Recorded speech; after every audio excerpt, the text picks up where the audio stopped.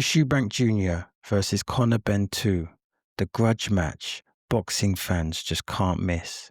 So we're going to talk about the press conference, and then we're going to talk about the change of trainers because that could be really significant. And then we will discuss the rehydration and some of the tactical adjustments that could make a difference in the fight. So let's try and understand this further. So let's talk about this press conference. So Eubank Jr. and Conor Benn are promoting the rematch. And clearly this is already a big fight. Now, the one thing I can say is that there seems to be a huge conflict, a genuine anger between Eubank Jr. and Eddie Hearn. And it doesn't look healthy. But of course, this will fuel the fight, and marketing is an essential element. Marketing is an essential element for any fight, really. So this fight, I would say, is built up on 3 phases. It's built up on 3 phases. The first phase is their dad's legacy. The second phase was the tremendous build-up. Think of the egg slap. And then the third phase is that they actually had a great fight. It was a grueling and competitive affair.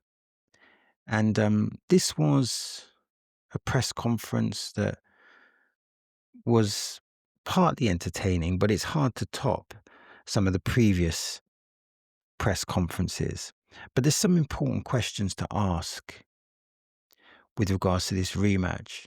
There's some important questions to ask. So one of them is, will the rehydration play a significant role in this fight? Will the rehydration play a significant role?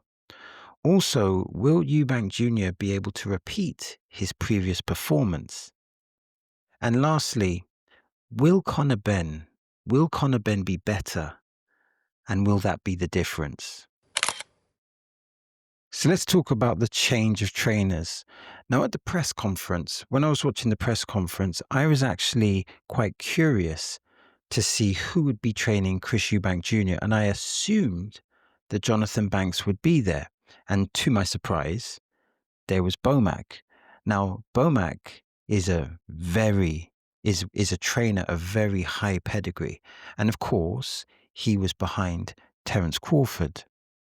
So I guess with regards to the parting with Jonathan Banks, the question remains, why does Eubank Jr. keep changing trainers?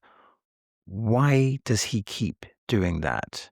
And is that a good thing or is that a negative thing? Now, of course, Eubnak is a highly regarded trainer.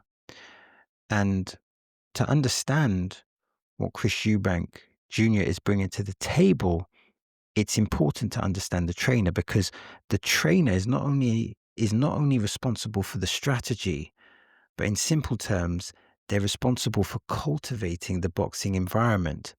So when you look at Eubnak's team, you have 2 other trainers, and you also have a strength conditioning coach. I believe their name is Jamie Belt, and they train in the morning. And the reason they train in the morning is to limit distractions and for focus and consistency. And I like that, actually. That's really good. And typically the fighters have to train twice a day, and his training has an emphasis on developing a fighter's IQ. So a lot of his training is about developing a fighter's boxing intelligence. And he also has a particular focus on calmness under pressure. And when you look at Crawford, when he undertook that massive fight with Canelo, one of the most impressive, or one of the impressive points, or one of the impressive attributes that Crawford showed was his ability to remain stoic, his ability to remain calm under pressure. He didn't buckle. He remained composed. So again, with this, there's a few questions that I have. And one of them is, why did Eubank Jr. decide to leave Jonathan Banks and join Eubnak? What is the reason behind that? And who left who? Did they part amicably, or did Jonathan leave, or did Eubank leave, etc.? And what unique qualities does Bomac bring as a trainer? Because he is an elite trainer, but is he the right trainer for Chris Eubank Jr.? And also, how might Bomac's training style improve Chris Eubank Jr.'s performance in the ring? So how might Bomac's training style and philosophy improve Eubank's performance in the ring? Because remember, trainers, they don't just cultivate the strategy, they also harness the boxing environment. And that's so important. So let's speak about rehydration. And this is going to be coming up time and time again. And to me, the question is, how much of a factor will the rehydration play? Will this negatively affect Chris Eubank Jr.'s performance? And more importantly, because clearly it will affect his performance, but how much will it affect his performance? And I think the answer for Chris Eubank Jr. here, if I was in his corner, I'd be thinking about nutrition. So he needs to have the best nutritionists in the game to be able to retain the best Chris Eubank Jr. And fortunately, Bomac, when we think of Bomac, he has a very professional outfit. He has a very professional team. And I assume that his team will be able to manage the rehydration in the most professional way. And let's assume that Eubank Jr. comes in at 85%. Let's assume that he can come in at 85%. Will that be enough to win? And if he comes in at 75%, would that be enough to win? What percentage will Eubank be at? And what percentage does he need to be at to win? There's another argument. Will Conor Benn be so good that even if he came in at 100%, he might not win? Because there's the question of, can Chris Eubank improve? But also, can Conor Benn improve? And if so, by how much? It's important to realize here that Bomac, the new trainer of Chris Eubank Jr., has provided the boxing environment of arguably the best pound-for-pound boxer in the world. So clearly, this training environment, this boxing environment will help Eubank Jr. immensely.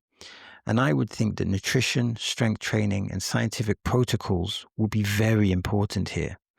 Now, Ben Shalom, I'm not sure if he's the manager or promoter, but he's part of the Eubank team. He's not happy with the rehydration clause. And it seemed to me that he was talking about that there's a safety concern.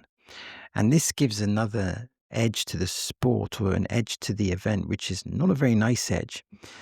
And I was actually looking at the questions in the comment section, and it appears that the internet is asking the question, if they, or if he is so unhappy with the rehydration clause, if they are so unhappy with the rehydration clause, why did they sign the contract? It seems like a reasonable question. And it would appear, and this is purely speculation,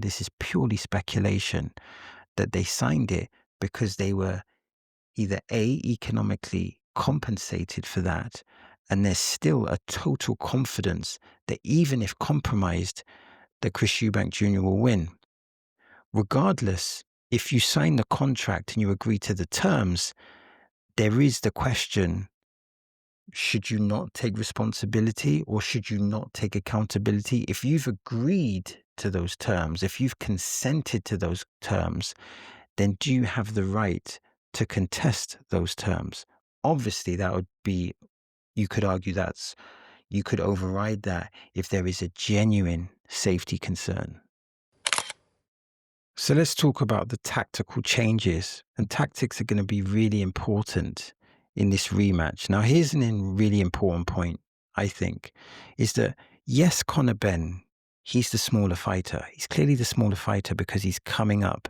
I think, is it 2 weight divisions? But he's the fighter coming up in weight. But despite this, I think he should force more exchanges with Eubank, because when they did exchange, Conor Benn got the better of it. And for a reference point, look at round 3. Now, here's some important context, because the reason for this is how they throw punches. Eubank, or today's version of Eubank, throws short punches. He takes the power off the punches, where Conor Benn, he throws his punches with full intensity. So the difference in how they deliver punches dictates that if they have exchanges, Conor Benn might have the edge.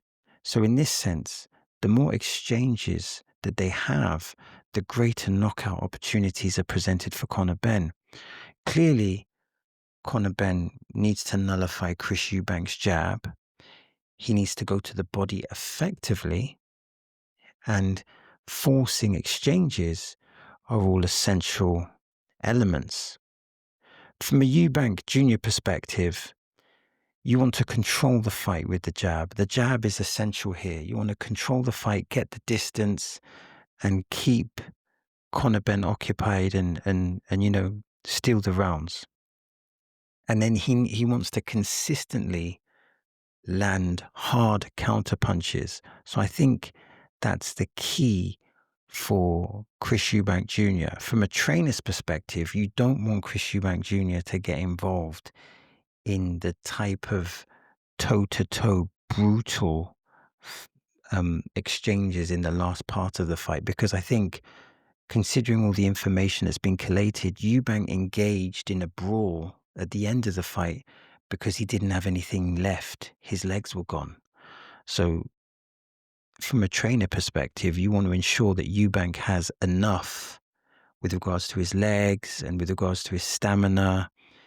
You want to ensure that he has enough to be able to box for the full 12 rounds. So this kind of poses some interesting questions. So, can Conor Benn really outlast Eubank in toe-to-toe exchanges? Will Eubank's jab be sharp enough to keep Benn at bay, not just for the first half of the fight, but for the full duration of the fight? And what happens if Conor Benn successfully takes away the jab? Does Eubank Jr. have a plan B? And could the body shots, could they be the difference? If you're 85%, this is just a hypothetical number, surely body shots would be essential. And if the rehydration is affecting Chris Eubank's punch resistance, if it's affecting his punch resistance, will his chin hold up this time? So there's a lot of interesting questions with regards to this fight, and hopefully they're able to duplicate the first one, because the first one I thought was a really great fight. So hopefully this second fight will also be good. And I think that there's enough variables and intangibles to make this fight not only interesting, but this could be another great affair.